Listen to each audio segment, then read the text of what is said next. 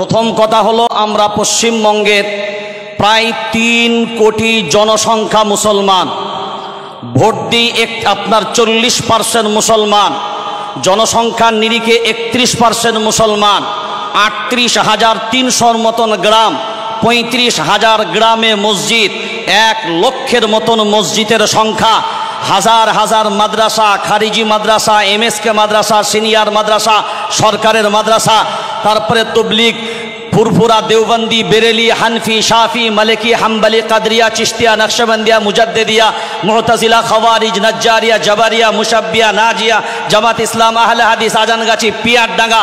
দলেরও অভাব নাই, মতেরও অভাব নাই, কিন্তু আজ যদি বাংলার 3 কোটি জনসংখ্যা মুসলমান দল ভুলে গিয়ে, কালার ভুলে গিয়ে, রং ভুলে গিয়ে, দল বুঝবে না, রং বুঝবে না, কালার বুঝবে না, এক কালিমার পরিচয় দিয়ে, এক রবের পরিচয় দিয়ে, এক নবীর পরিচয় দিয়ে, এক কিতাবের পরিচয় দিয়ে, এক ধর্মের পরিচয় দিয়ে, এক দ্বীনের পরিচয় দিয়ে, এক জাতির পরিচয় দিয়ে যদি এই 3 কোটি জনসংখ্যা মুসলমান একবার বাংলার মাটিতে বিভেদ ভুলে যদি ময়দানে নামে, আরে বাংলার মাটি না, সারা ভারতবর্ষের সমস্ত জালিম পর্যন্ত কম্পিত হতে বাধ্য হবে।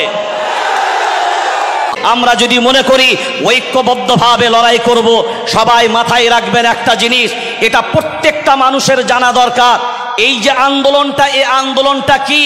আপনারা সবাই মনে করছেন ওয়াক্ফ সম্পত্তির আন্দোলন, আসল লড়াইটা শুনে নেন, একটা ম্যাজিক মিডিয়ারাও দেখে নেন আর আপনারাও দেখে নেন আসলে ম্যাজিকটা কি। আমার হাতে একটা রুমাল দিয়েছি, দেখেন, রুমালের উপরে মোবাইলটা রাখলাম, অর্থাৎ রুমালের উপরে মোবাইল। আপনার মসজিদ, মাদ্রাসা, খানকা, মক্তব, কবরস্থান যা আছে সব কিন্তু জমিনের উপরে। কার উপরে? জমিনের উপরে। যে মসজিদ আপনার যে জায়গার উপরে আছে ওই জায়গাটার নাম হলো ওয়াকফ, যে মাদ্রাসা যে জায়গার উপরে আছে ওই জায়গার নাম হলো ওয়াকফ, যে খানকা যে জায়গার উপরে আছে ওই জায়গার নাম হলো ওয়াকফ। সরকার কুচক্রান্ত করে এই যে জায়গা নেব বলেছে, মানে জায়গা যদি টান দেয়, জায়গার উপরে মসজিদ, জায়গার উপরে মাদ্রাসা, জায়গার উপরে খানকা, জায়গার উপরে সবকিছু, তাহলে জায়গা টান দিলে মসজিদ থাকবে না যাবে? এই থাকবে না যাবে? তাহলে এই 3 কোটি পশ্চিম বাংলার মুসলমান তারা কি মাথা চুলকুবেন না দলাদলি করে সব নিজেরা চুপ করে বসে থাকবেন? বরঞ্চ এক বাক্যে এ বাংলার মাটি না, সারা ভারতবর্ষে পর্যন্ত মনে রাখতে হবে যে আমাদেরকে ক্ষতি করার ক্ষমতা সারা পৃথিবীর জালিমের নেই, যতক্ষণ পর্যন্ত আমরা নিজেরা নিজেদের ভিতরে গাদ্দারি না করব। যদি আমরা গাদ্দারি না করি তো হিম্মত নেই কারোর পশম বাঁকা করতে। কারণ हम ओ ईंटा नहीं जो दीवारों से टूट जाए, हम तो ओ पत्थर है जो पहाड़ों से भी टकरा जाए, फिर भी कोई पहाड़ नहीं जो हमें तोड़ सके। अरे हिंदुस्तान तो क्या, दुनिया में भी किसी माई का लाल नहीं जो मुसलमान को मिटा सके। नारे तकबीर। এই ওয়াকফ কালাম কাইন বাতিল করো, ওয়াকফ কালা কাইন বাতিল করো, ওয়াকফ বিল মানছি না, মানবো না। হিন্দুগণ, এই হুজুরের কথা থেকে কি বুঝতে পারলেন? ভারত মাতার অবশিষ্ট ভূমিটুকু আপনারা বাঁচাতে পারবেন?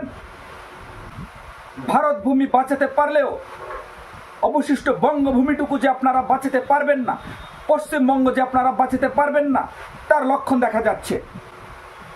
মুর্শিদাবাদে আমাদের ভাইদেরকে মেরে দেওয়া হলো, তাদের অনেক ধন সম্পত্তি লুট করা হলো, বাড়িঘর ভাঙচুর করা হলো, অনেকগুলো মন্দির ভাঙা হলো।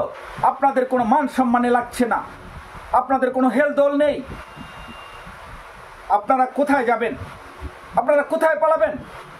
এখন আপনাদের পালাতে হচ্ছে, হিন্দুস্তান থেকে একজন হিন্দুকে পালাতে হচ্ছে, হিন্দুস্তান থেকে হিন্দুদের পালাতে হচ্ছে। এর চেয়ে বড় লজ্জা একজন হিন্দুর জন্য আর কি হতে পারে? আমার তো লজ্জায় মরে যেতে মন চাইছে, কিন্তু আপনাদের কোনো হেলদোল নেই।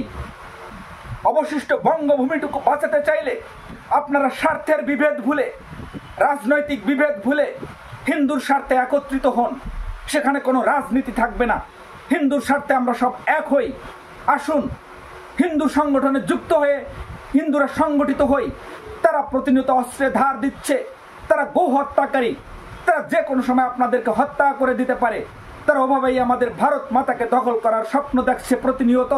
তারা সেভাবে প্রস্তুতি নিচ্ছে, তারা প্রতিনিয়ত রক্তের খেলা খেলছে, তারা গো হত্যা করছে, তারা অস্ত্রে ধার দিচ্ছে। আপনাকে হত্যা করতে তাদের একটু দ্বিধাবোধ হবে না।